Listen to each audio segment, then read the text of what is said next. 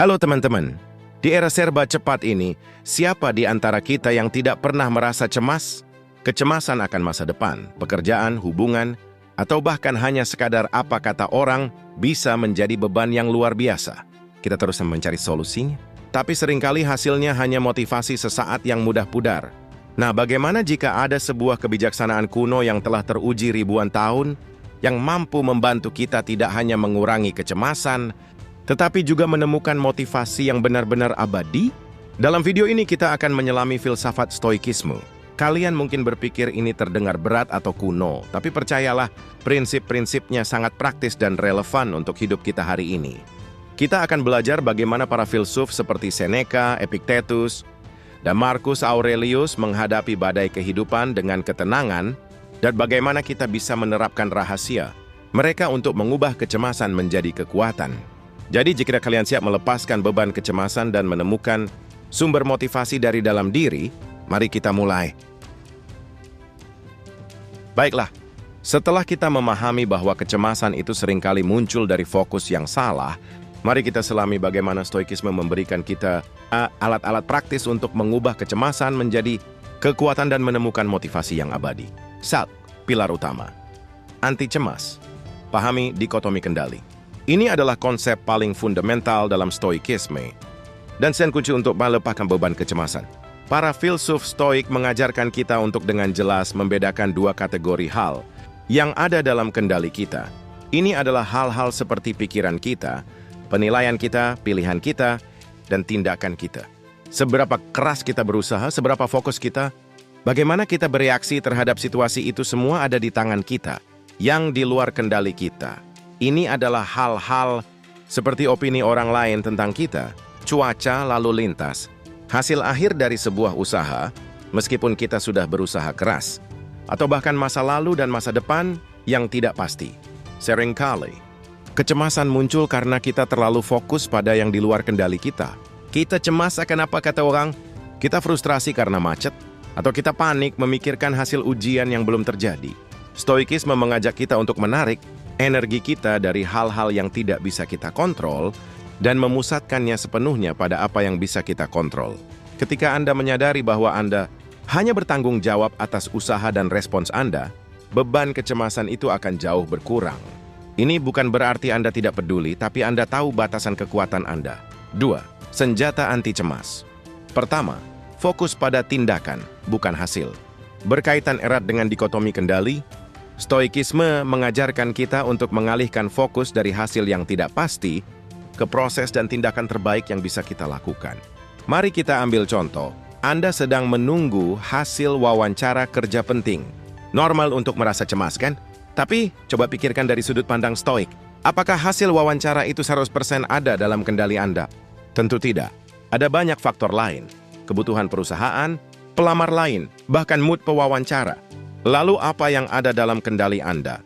Persiapan Anda, penampilan Anda, cara Anda menjawab pertanyaan, dan sikap Anda selama wawancara. Stoikisme akan mendorong Anda untuk fokus 100% pada persiapan terbaik dan memberikan yang terbaik saat wawancara. Setelah itu, lepaskan hasilnya. Kecemasan berkurang drastis karena Anda telah melakukan bagian Anda.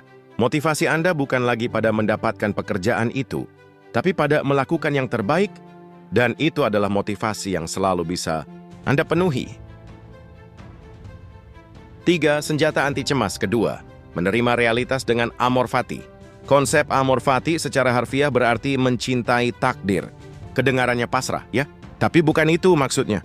Amor fati adalah tentang menerima kenyataan secara aktif dan bijaksana apapun yang terjadi. Baik itu kegagalan, kehilangan, ataupun rintangan tak terduga, stoikisme mendorong kita untuk tidak melawannya secara emosional, tetapi untuk melihatnya sebagai bagian integral dari perjalanan hidup kita. Ini adalah bentuk motivasi tertinggi karena mengajarkan kita untuk menemukan pelajaran atau peluang di setiap tantangan. Ketika Anda bisa mengatakan ini terjadi, dan saya akan mencari tahu bagaimana saya bisa tumbuh dari ini, maka kecemasan akan pupus. Anda tidak lagi terjebak dalam mengapa ini terjadi pada saya, melainkan fokus pada apa yang bisa saya lakukan sekarang dan apa yang bisa saya pelajari. Ini membebaskan Anda dari siklus penyesalan dan frustrasi, mengerahkan energi Anda pada solusi dan pertumbuhan. 4. Senjata. Anti cemas ketiga, siapkan mental. Dengan premeditation malorum. Yang ini mungkin terdengar sedikit suram, tapi ini adalah teknik yang sangat ampuh.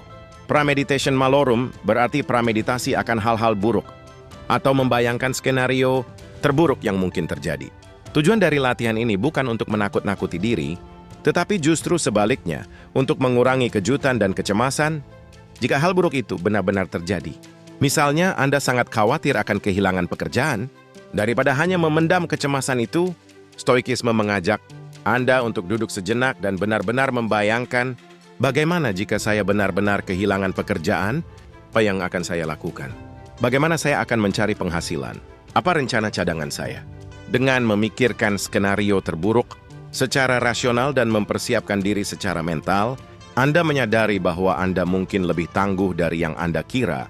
Rasa takut akan hal yang tidak diketahui berkurang, Dan kecemasan kehilangan cengkeramannya. Ini membangun ketahanan mental yang luar biasa.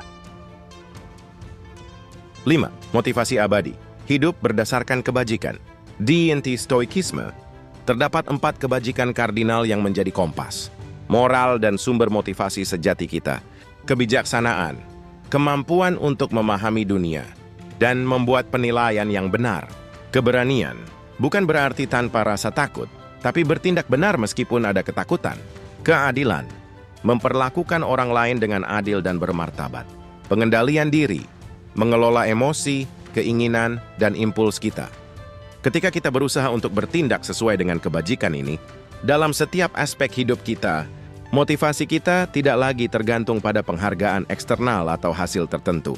Kita termotivasi untuk menjadi pribadi yang lebih baik, lebih bijaksana, lebih berani, lebih adil, dan lebih terkendali.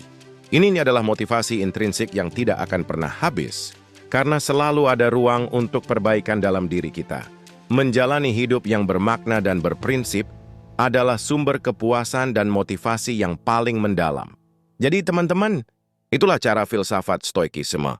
Mengajarkan kita untuk mengelola kecemasan dan menemukan motivasi yang benar-benar abadi. Bukan dengan menghilangkan emosi, tapi dengan mengarahkan fokus kita pada apa yang bisa kita kendalikan. Pikiran, tindakan, dan respons kita terhadap dunia.